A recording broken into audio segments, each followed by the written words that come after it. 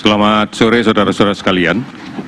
Pada sore ini kami akan menyampaikan perkembangan terkini respon pandemi COVID-19 yang kita laksanakan secara tersistematis sinergi dengan semua pihak yang dikoordinasikan oleh gugus tugas percepatan penanganan COVID-19.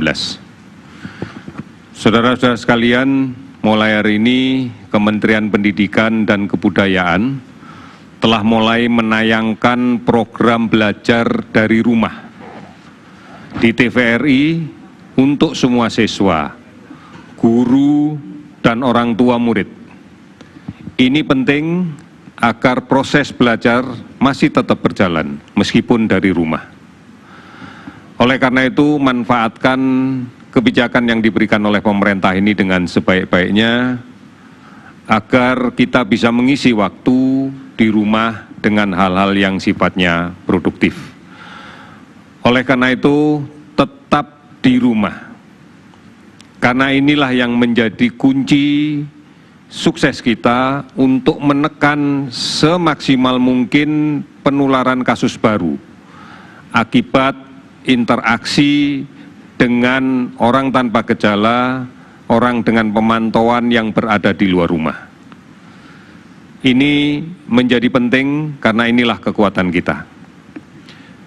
Kementerian Kesehatan telah menyetujui permintaan Gubernur Provinsi Banten terkait dengan penerapan pembatasan sosial berskala besar untuk Kota Tangerang, Kabupaten Tangerang, dan Kota Tangerang Selatan.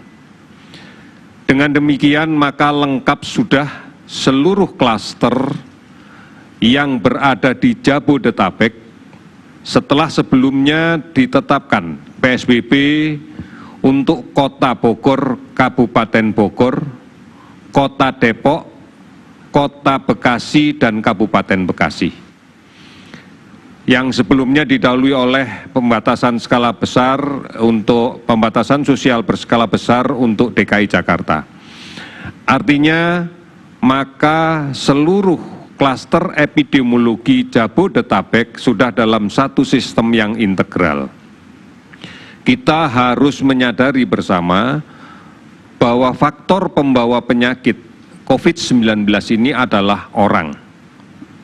Pergerakan aktivitas sosial orang yang memungkinkan terjadinya pemindahan penyakit ini dari satu tempat ke tempat lain, dan kemudian adanya kelompok masyarakat yang rentan karena tidak bisa melindungi dirinya, karena tidak menggunakan masker, karena tidak menjaga jarak komunikasi lebih dari 2 meter secara fisik.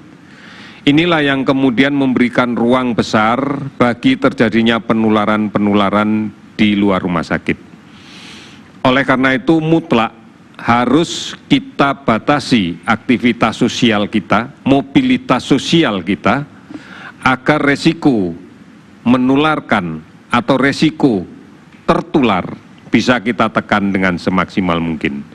Oleh karena itu, hanya satu yang harus bisa kita lakukan. Mari bergotong royong, mari bertenggang rasa, mari saling melindungi dengan cara mematuhi ketentuan-ketentuan yang telah dibuat oleh pemerintah daerah dalam menjalankan pembatasan sosial berskala besar. Saudara-saudara sekalian, sifat virus corona ini adalah mampu berkembang biak dengan cara memecah diri, mereplika diri sendiri, dan seringkali bermutasi. Oleh karena itu, ini sangat rentan apabila orang yang tidak patuh untuk tetap tinggal di rumah terpapar berulang-ulang oleh pembawa virus yang lain. Secara klinis, gambaran viral load, jumlah virus yang masuk ke dalam tubuh ini akan berpengaruh terhadap gambaran keluhan klinisnya. Semakin banyak virus yang masuk ke dalam tubuh kita, maka akan semakin berat gejala fisik yang muncul.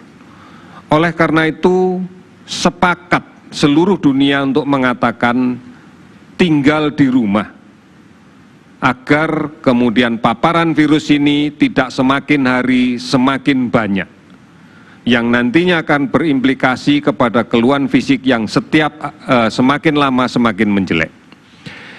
Kita sudah menyaksikan penyebaran virus COVID-19 sejak beberapa minggu terakhir ini demikian cepat, demikian banyak. Ini adalah gambaran nyata bahwa memang aktivitas sosial kita belum kita batasi dengan baik. Oleh karena itu, mari bersama-sama kita pahami, kita harus sadar bahwa di antara keluarga masyarakat ada kelompok yang rentan terinfeksi, rentan terpapar oleh virus, yaitu mereka-mereka yang masih memiliki aktivitas sosial yang sangat aktif, masih berada di luar rumah untuk hal-hal yang kadang-kadang tidak penting. Akibatnya, maka akan terpapar oleh banyak sekali virus yang dibawa oleh orang lain, yang kita tidak tahu apakah mereka dalam kondisi sakit atau tidak. Karena gambaran pada orang tanpa gejala sudah dipastikan tidak akan ada keluhan apa-apa. Padahal di dalam tubuhnya sudah ada virus. Atau orang dengan keluhan yang ringan, sehingga tidak diinterpretasikan sebagai sakit. Apabila ini kemudian mengenai para lansia, para orang-orang tua yang disertai penyakit-penyakit bawaan sebelumnya, pada kasus hipertensi, pada kasus diabetes, maka akan dengan cepat kondisinya akan menjadi memburuk, dan inilah yang nanti berkontribusi tinggi terhadap penyebab kematian. Oleh karena itu, mari kita lindungi mereka. Mari kita lindungi siapapun yang rentan dengan cara jangan keluar rumah, tetap di rumah saja. Manakala memang ada sesuatu yang penting yang tidak bisa ditinggalkan dan harus keluar dari rumah, gunakan masker dan batasi di luar rumah. Secepatnya kembali kalau memang sudah tidak ada lagi yang harus dilakukan di luar rumah. Oleh karena itu, imunitas seseorang tentunya akan sangat menentukan berat ringannya gejala yang muncul, termasuk rentan tidaknya seseorang untuk mendapatkan infeksi virus ini. Istirahat yang cukup, makanan yang bergizi, sabar, tenang, istirahat, olahraga yang teratur, dan tidak panik, ini menjadi kunci untuk kita semua. Gunakan masker. Jangan menyentuh mata, mulut, hidung sebelum kita mencuci tangan sampai bersih.